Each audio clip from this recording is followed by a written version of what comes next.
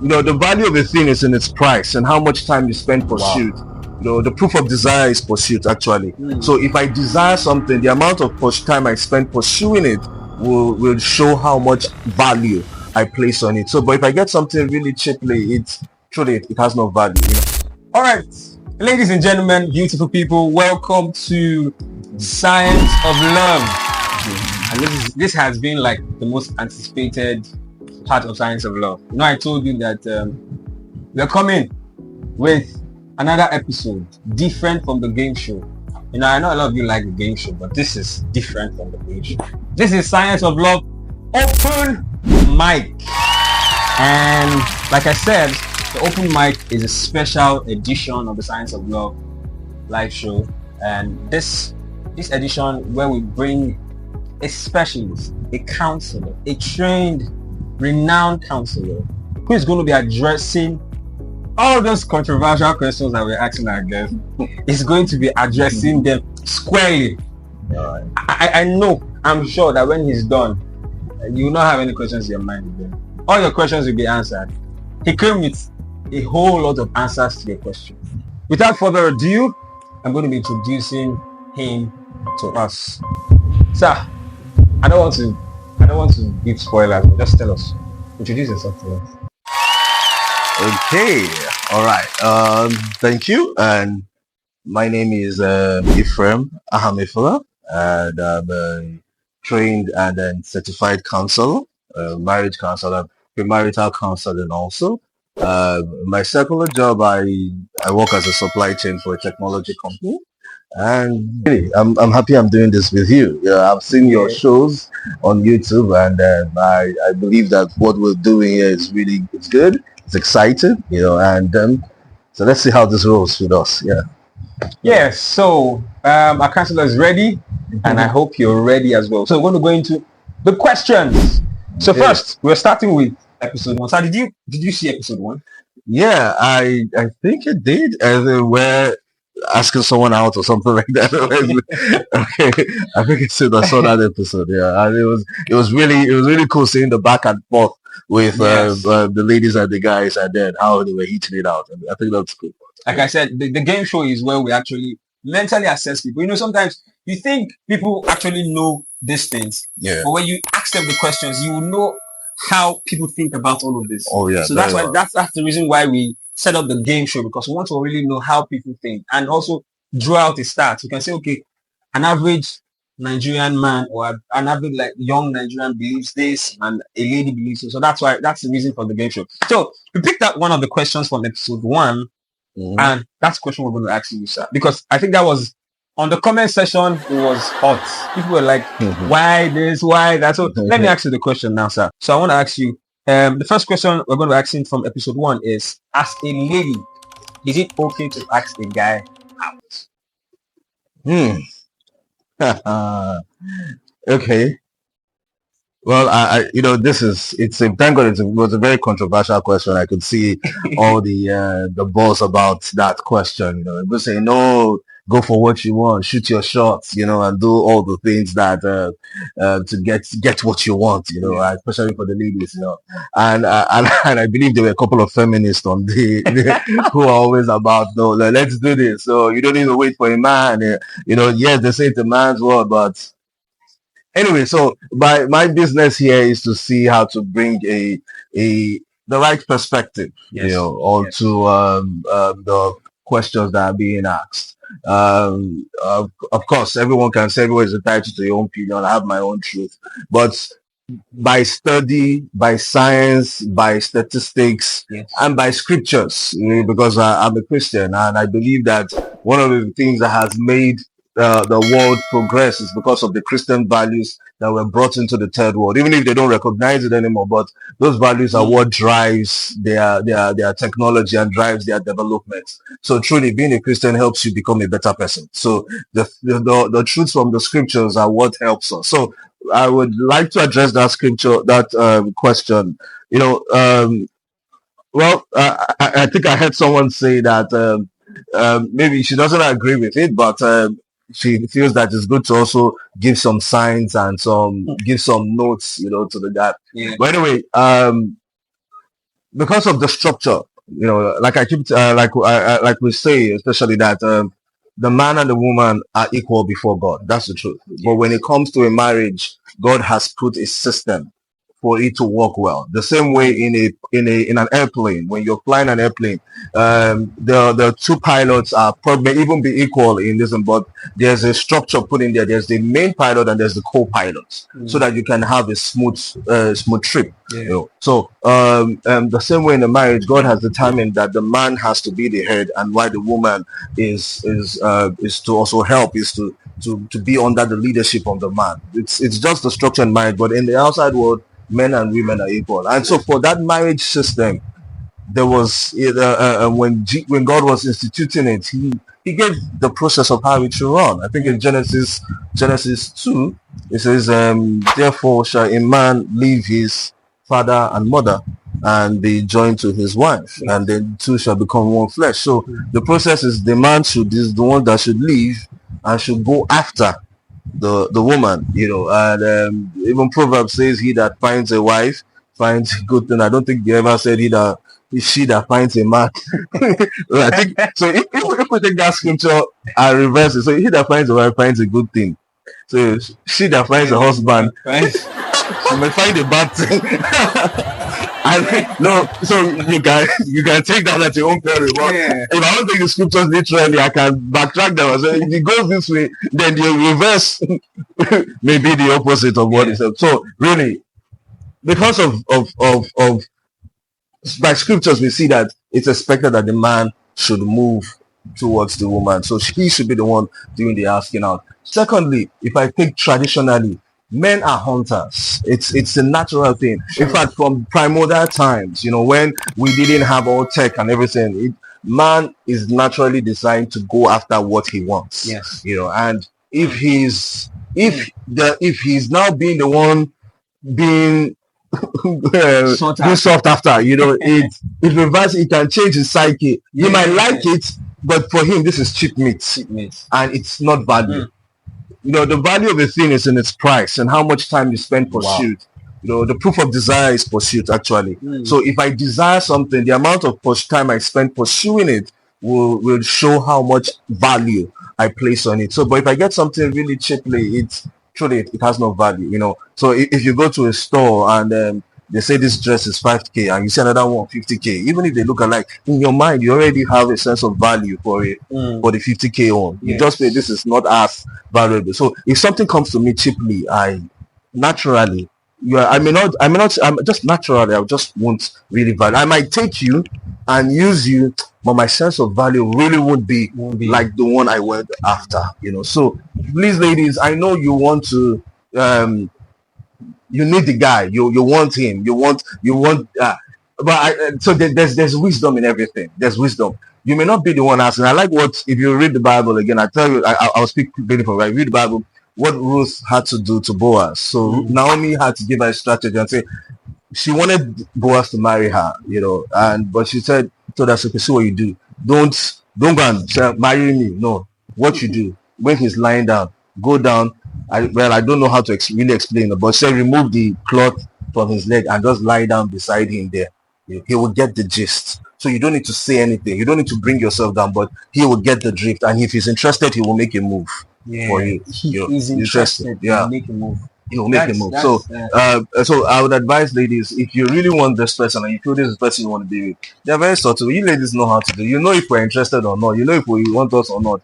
You know how to just give the signs, signals, smile here, giggle here, call here. Yes, but show intentional care. Like yes, just you can give the signs, and if he's willing enough to, if he's smart enough to pick it up, then you can flow. But if he does not smart enough to pick up those signs, then he's really not the one for you. Truly, he's not really that into you. That's it.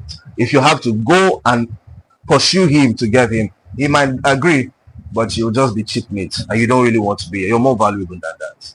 You are more valuable than that. Wow. Sir, the issue is always about green light. How do ladies show the green light? But you've also, explained that show intentional care, intentional love. I always say, don't let the Western wash you. Yeah.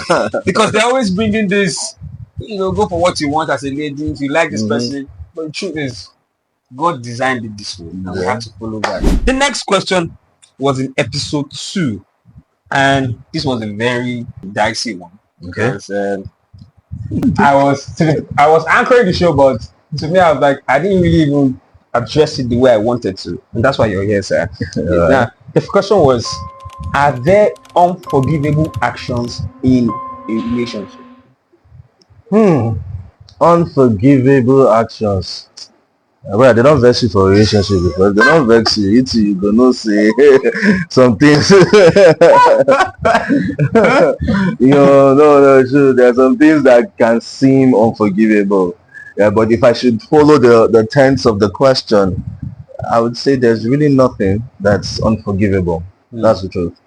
Now, because there is a difference, and I think that's where a lot of people might miss it out. There's a difference between forgiveness and how will I put this? Really, forgiveness and I don't want to say reconciliation, but I can forgive you for doing something for me, but that doesn't mean I have to be your best friend anymore. Yeah, I don't. That doesn't mean I have True. to release. I need to check certain things out before I relate with you on that same level again. Because even the Bible says that it's easier to win a city than a brother who has been hurt, a broken trust that's been hurt. So, but according to the scriptures, Jesus, when they asked Jesus that, is there any number of times we should forgive? He said 470 times 7. So if you are willing to be counting 490, I don't know if there's anybody in your lifetime, will you be able to get from one relationship, to get 490 times, so it really means that Jesus expects us, God expects us to forgive at all times. Now, the thing, I don't want to, I know some people say, so if that means anything he does, I should just forgive him. I said, fine. What forgiveness means is that I'm letting you go. I'm releasing you from this, in this relationship. But there's another side of this, and I want to give two sides so that people don't get themselves off. The reason why people have the ability to hurt you is because you give them trust. And most times you trust people without testing them, and that's a problem. You trust people without testing. And that was the problem Joseph had. He trusted his brothers with his dreams without testing how they felt about him. Yeah. And they dealt with him. Now, when he forgave them, of course, he forgave them. But when he was going to trust them with his identity as the prince of Egypt, he first had to test them. He had to ask them, okay, Wow. he first had to test how they dealt with money.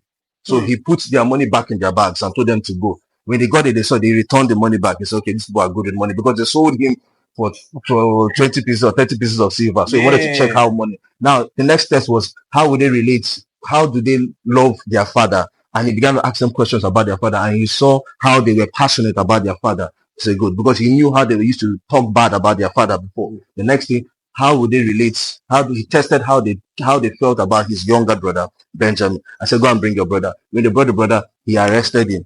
And he saw how they were all begging. Judah decided, no, let me stick me instead of you. And he could see that this has changed. They are not the same people they were. And then he could now trust them with his identity. So the problem with a lot of people that you trust without testing. Trust without testing. But what happens is that when you forgive people, the next time you want to trust them with that level of information or level of commitment, test to see if so that's really important. But really, if it's about forgiving, I can release you. I think it's necessary. So it's helpful because forgiveness is not just about the person, letting the person go. It's about you helping yourself and releasing that energy and releasing that. Because unforgiveness is a bad energy in any form. Whether it's from a relationship or whether it's from a family, whether it's unforgiveness is a bad relationship. It's a bad energy you're keeping. Please release it and let it go. But then learn how to test people before you trust them with your valuables. Yeah. Wow, learn how to test before you trust. Very, very, very, very, very important. Sorry, one of the, when I was asking the questions to the guests and I said, the unforgivable act. So I tried to pick out one. Okay, all right, that's a good one. And I said, cheating. So I said, is cheating forgivable? And the guests were like, I can never cheating is not, I cannot forgive. You get so do you think cheating is also? I know you said that there's nothing you can't forgive, but Mhm. when it comes to the area of cheating in relationship, what do you think about All right. So now I can, when it comes to cheating, I know yes, people will say, but if you look at the definition I gave for forgiveness, forgiving is that I no longer hold you. I don't have any judgment on you. I hold you no longer culpable for this action. that? I'm Yeah. released you from it. So if I was to bless you, I'll bless you. If I was to do, I would. But if I'm in a relationship with you, even Jesus understood that the only place that has been given as a caveat for divorce is when somebody cheats in the marriage. So when because what he does is that he breaks a trust bound. True. So it's still the test and trust thing. So if Hmm. I see that what I've seen is that if you cheat on me, then I have actually seen that you don't value, you've broken a trust.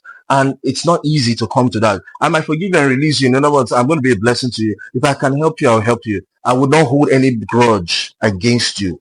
But what will happen is that being relating with you on that same level may not. I don't have to come back to that same level, truly. So forgiveness is not the same, but will I be able to be in a relationship with you again? That's where the question comes. So forgiveness, because I want us to separate what forgiveness is. Forgiveness is Forgiveness as an means act. just yes, as an act. Forgiveness Yeah. doesn't mean that Yeah. I'm now going to be your best friend again. No, it means that I have released you and have settled that thing in my heart. You are free, but for you to come to that level of relationship that you were, I would need to be sure that you can handle the level of commitment I'll give to you. So if you cheat on me, then I don't have. If I accept, if I can feel that you're sorry, and that's why we have cheating is a different. Is on a normal level because it's a serious break of trust, and the two parties have to heal. There has to be there's one and there therapy for it, infidelity recovery. That's what we Yeah. call it. We call it infidelity recovery because you are hurt and you're hurting somebody else. And so the two of you need to come to the table. So there are a lot of dynamics that need to come to play. It's not just okay, I forgive you, come back, let's continue. It might happen again, and it will take a lot. You may never really trust that person that much. So there are a lot of things that will come into play to taking the person back. But if it's about the word forgiveness, except if you mean that forgiveness means that should I take you back? If it's about taking back, there's a lot of dynamics when it comes to cheating. Wow. I'm learning so much. My mind there's a shift actually Alright. at the moment. So let's move on to the next episode. So on the third episode, this is another dicey. Okay. Actually, okay, this question I had a lady special and a guy special. So I Okay. asked the same question to the ladies and I asked the same question to the guys. How I got different perspectives. So it was so interesting. So the next question on episode 3 was, how do you measure sexual compatibility before marriage? I wish they had measured this one thermometer. Or is this sexometer? We just plug it your meter body. Okay, so I saw that question and I could feel the pain of The pain. All of you pain. I could feel the pain of those that asked and the comments, and everybody is so concerned. It's a very concerned question, because sometimes, even when you say what you feel and what you feel should be the right thing, people don't go, that's what you say. That's what you say. But anyway, we're here to tell you the truth because we Yes. want to help you. We Yes. want you to get the best Yes. out of life, And when I saw the question, so I really thought hard about it, and it's a deep one. Yeah. But the truth is this: testing sexual compatibility. And so the first thing is that you need to give the premise that are you going to obey God? Are you going to do what you want to do? There are two different. So, Is it God you want to obey? Or you want to do what's in your mind? yeah, Because I feel like a lot of people want to do what is in their mind. that's the thing. So you want to do what's your mind. So I Exactly. know that even respect of what we say here, what is in your mind is what you might want to do. But we are hoping that with these words, Few words. yes, you'll be able to do what God wants Yes, you to do. sir. Because the truth is this: when you're on God's side, there's nothing that cannot be changed. There's nothing that cannot be reversed. I know a lot of people have had a lot of experiences. There are a lot of stories out there. Okay, so if I don't test now, when we now have this thing, it's not this thing. See, if I obey God, obeying God is paramount. If you're a Christian and you're listening to me, obeying God is the most important thing for your life. That's the main thing. Doing what God wants you to do. That's the premise of everything we're doing there. That's the only place. 2 Corinthians 10:6 says, being able to judge all disobedience when your obedience is complete. There are a lot of people that you want to bind this, you want to cast this, but there are certain things. So when I do my own part, God is committed to do his own part. So that's I just wanted to give that premise. Yes. But now to answer this question, how to test, and I tell you the truth, it is possible to test sexual compatibility before marriage without having to have sex. It is possible. You can actually test it. You can know. Now, because the thing is, sexual compatibility, and I've been married for 8 years now, and to an amazing woman. I've enjoyed my marriage. My marriage is sweet, and it's a quarrel-free marriage, so you can have one. Everything inclusive, awesome. In fact, I wish I could clone my wife for a lot of guys to marry. No, you need to be married to my wife. You will enjoy your marriage. I tell you. Wow. So, but I have her for myself. Maybe God will create that. Amen. So being able to test it. So how do you test it? Now the truth is this: sexual compatibility has a premise on which it works. In other words, sexual fulfillment. And I read this from a Jewish or a Latin scribe that wrote this. He said the concept is that there's a paradox of sexual fulfillment. And what that paradox of sexual fulfillment states is that your own fulfillment comes when you seek the fulfillment of your partner. Yeah. So in other words, in every sexual act, the way you get satisfied is when you seek the satisfaction of the person that is your partner. So if your goal in sexual fulfillment in the sexual act is for you to satisfy yourself, you would never have that compatibility in sexual. Wow. In sexual. You might just get yourself happy, but the other person is wrong. Is sad. So it does. So the only way to get fulfilled is to focus on the fulfillment of your partner. Now, if I come into the relationship, so before marriage, because this is a marriage. Now, before marriage, I can begin to test that and see how much of my needs are you desirous to fulfill. How passionate are you about satisfying my normal needs, not sexual needs? So you can take my basic needs. Wow. How passionate are you about the things that concern me, my dreams, my goals? Are you carrying them on your head like this is what you want? You want the best for me? Are you always looking out for me? The problem with a lot of people with that have a bad sexual experience is because most of the times they are selfish. And that's a problem. A lot of people are very selfish. They are in there for themselves. But if I want to test sexual compatibility, it's not about how good you are in bed. Because the truth is this. Let me tell you the truth. It's about everybody's new. In the sense that let me tell you, there is no. You can be a professor. In other words, you are a senior person, expert. Yeah. But the truth is this: when you meet someone new, that person is fresh and new to you. Really, whatever you know really does not really that matter. You might try all the things, but everybody has his own unique way of responding to it. And so if I'm with someone who is listening, who is careful, who is concerned about you, and I'm looking out for everything that your feelings, what concerns you, what touches you, what breaks you, how you're feeling, your state of mind. I'm so concerned about that. That's a measure that even when we get into marriage, this person will be concerned about everything when it comes to the sexual act. So that's one way. That's really the best way of being able to note and to identify, to measure. So it's all about how concerned is this person about my growth, my development, my satisfaction, and my fulfillment in the natural things. If this person is concerned about it in the natural things, then I can translate it and know that when it comes to the sexual act, when it's in the legal framework and in the right framework, he will also be concerned about the things that make me fulfilled in that place. So that's really how to measure. I never saw it in this. Now, one caveat. So now there are some people, and I don't think this will be a problem because I've heard stories that someone will say, yes, he was a nice guy, but when we got married, he didn't tell us that he had erectile dysfunction. If you find that out, you have every right to annul the marriage. That's the Wow. truth. You have every right to annul the marriage. If there's a problem with, listen, legally, you can go to court, and if it's proven that he has this issue and he did not disclose it to you, the marriage is annulled. In fact, in the eyes of the law, if there is no sex after that marriage, then the marriage has not been consummated. It can be annulled. Sure. So once there's a sexual act, once there's no sexual act, the marriage can be annulled. You don't have to continue with it. So if you find out and see, so you can make sure that this is a problem, because it means that you are dealing with somebody who was lying to you, Yeah. who was deceiving, Very who true. was and the truth is this: if any person is careful, you would have seen that in other areas.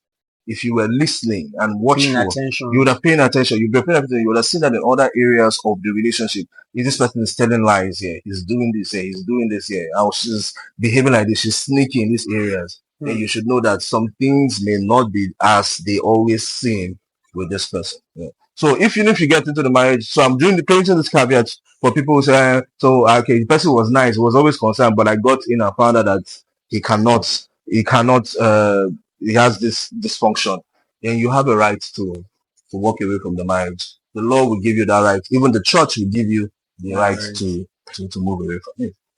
So, my people, it's not about testing, because I said, how many do you want to test? For like my pastor will say, become Manchester, Manchester United. Okay.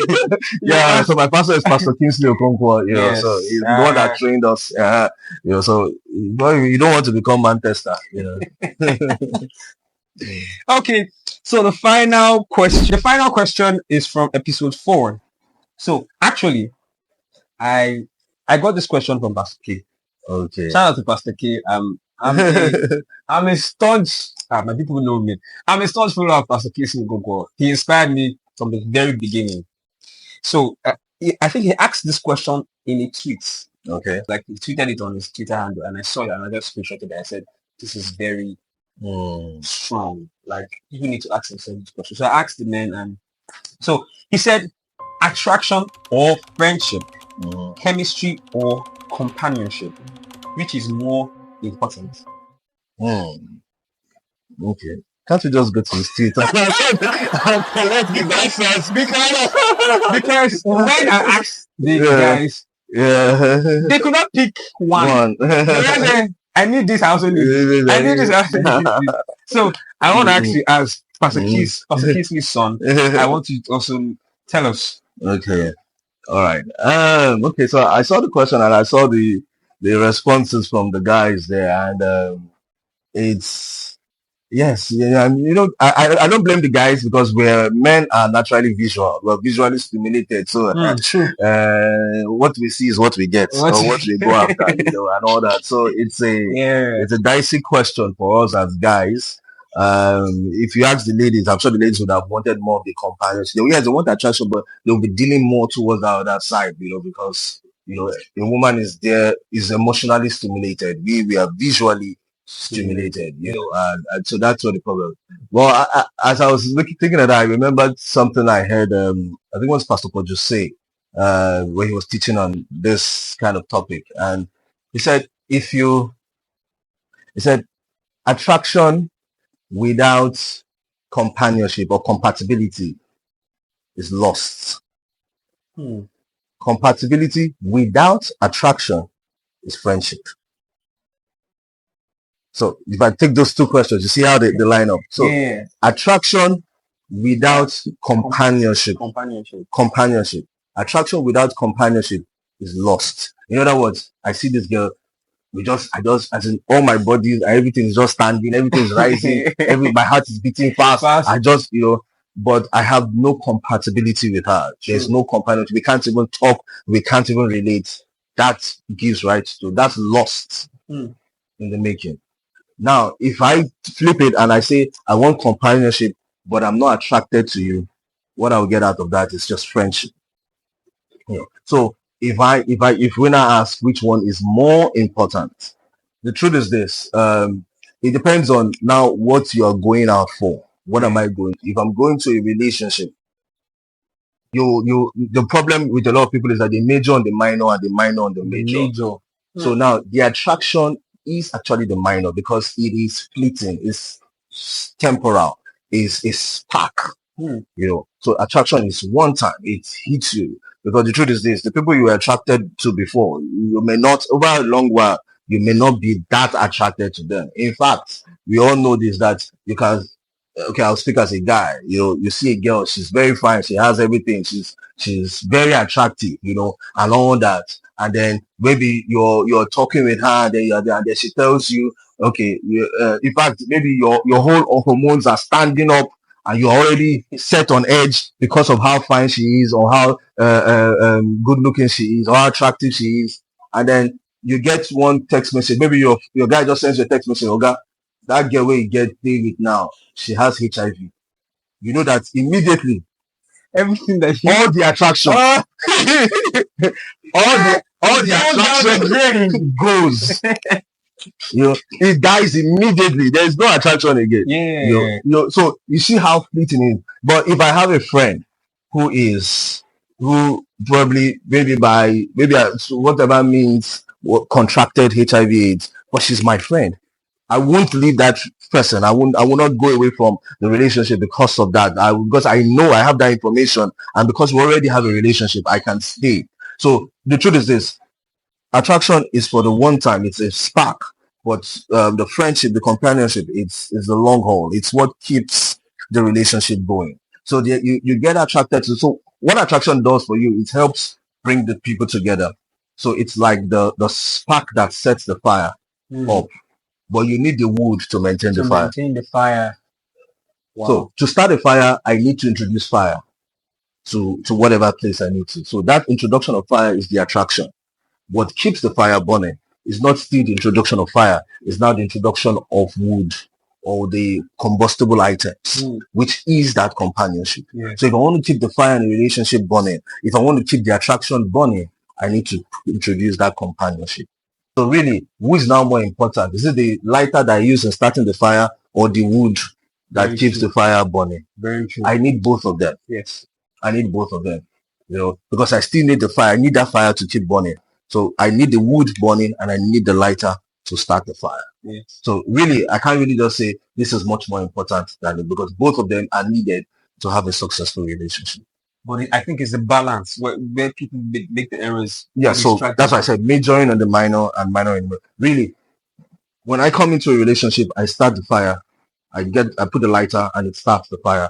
I don't keep putting the lighter and I just drop it, and I focus on the friendship. I focus on putting the wood. I focus on the time we spend together talking. I focus on the this. That's where my focus is now on.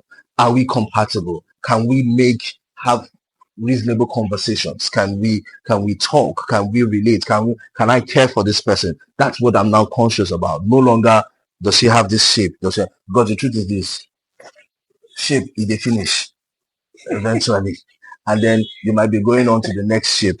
And once you're going on to the next shape, you would have a problem because if they could cheat on I don't okay mentioning names. This superstar musician, that is married to another superstar musician too. If he could cheat on her, as in, how can you cheat? How can you cheat on? How can you see this?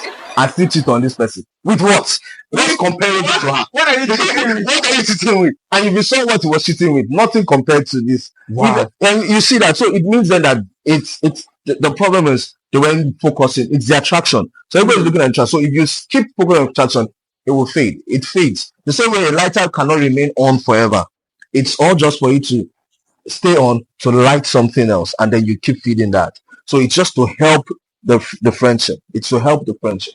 And if you keep the fire burning on the friendship, the attraction part will always be there because it's about the fire. Wow. It just reminded me of one of Pastor K's teaching where he talked about the feelings and the facts of love. Yeah. When he expatiated, I was like, wait. Okay. A lot of people are too concentrated on feelings. Everything about them is just how they feel about this person. But there's no focus on the facts. What they are saying. Okay, are we compatible? They're not looking at all this. They're just looking at how this person looks, how they appear on camera, and how. Ah, But with these things, I would say if you go with what we said, you'll have a great relationship. You will. wow. I've learned so much, Yeah. and I hope you. I not like I'm hoping. I know you've learned a lot from open mic. This is the reason for the open mic. Yeah. All those questions that we asked on the game show, we addressed them on open mic. And thank you so much. Thanks so much, sir. Thank My you so pleasure, much. Thank you so Thank much. you. Yes, addressed so many things. Like we could go on and on and on and Yeah. on, but because of time, we're going to be wrapping up here. Don't forget to subscribe to our YouTube channel, and we have so much more coming. So Yeah. much more. The next episode is a special one that we are going to be doing. It's called the Couples Edition. Oh, sweet. The Couples Edition. And this is going to be. You don't want to miss that episode because. You will learn so much. You learn so much. So thank you so much. Thank you so much for joining us today. Don't forget to subscribe to our YouTube channel. And so you have an Instagram handle or social media that you can put it up there so that you can follow you, because Mr. Ephraim is loaded. No. Okay. First of all, I heard so much about him before bringing him on the show. Oh, but, yeah. Yes, but this is a proof. You know, you've seen everything. And so do you have a handle so we can put it out there? Okay, so just Ephraim Aham at Ephraim Aham, and then you get everything that. All right, we'll put it down there on the screen so you can follow him. Thank you so much for joining us. Please It's don't forget my pleasure, to subscribe. All right. Follow us on social media handles. It will come your way next time in the next episode. This is the Science of Love show. Bye for now.